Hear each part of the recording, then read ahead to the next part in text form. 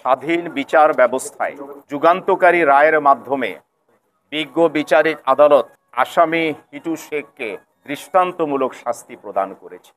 সকলেই অবহিত, এই মামলার যে অভিযুক্তদের বিরুদ্ধে, বিশেষ করে আসামি হিটু শেখের বিরুদ্ধে একজন ৮ বৎসর বয়সী নাবালিকাকে ধর্ষণ এবং ফলশ্রুতিতে তার মৃত্যু, যা কিনা দেশব্যাপী এবং বহির্বিশ্বে আলোড়ন সৃষ্টি করেছে, সারা দেশের মানুষ প্রতিবাদের ঝড় তুলেছেন, দৃষ্টান্তমূলক শাস্তি চেয়েছেন।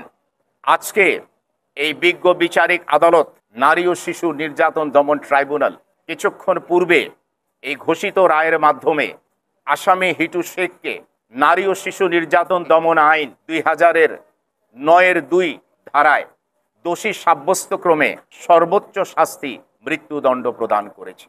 এবং এই মামলায় অপরাপর যারা সাক্ষী ছিলেন, অভিযুক্ত যারা ছিলেন, যাদের বিরুদ্ধে পেনাল কোডের সেকশন 506-এর সেকেন্ড পার্ট এবং সেকশন 201-এর অধীনে চার্জ গঠন করা হয়েছিল, তাদেরকে খালাস প্রদান করেছেন।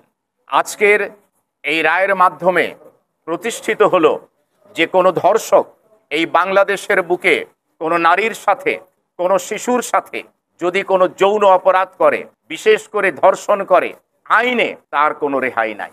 এবং সেই ক্ষেত্রে আমরা এই মামলাটি অতি স্বল্প সময়ের মধ্যে সমাপ্ত করতে পেরেছি সকলের সহযোগিতায়। এই মামলার পরিচালনাকারী learned public prosecutor mister Mohammad Monirul Islam Mukul, আমার পাশে যিনি দাঁড়িয়ে আছেন, তিনি অক্লান্ত পরিশ্রম করেছেন এই মামলাটি পরিচালনার কার্যে।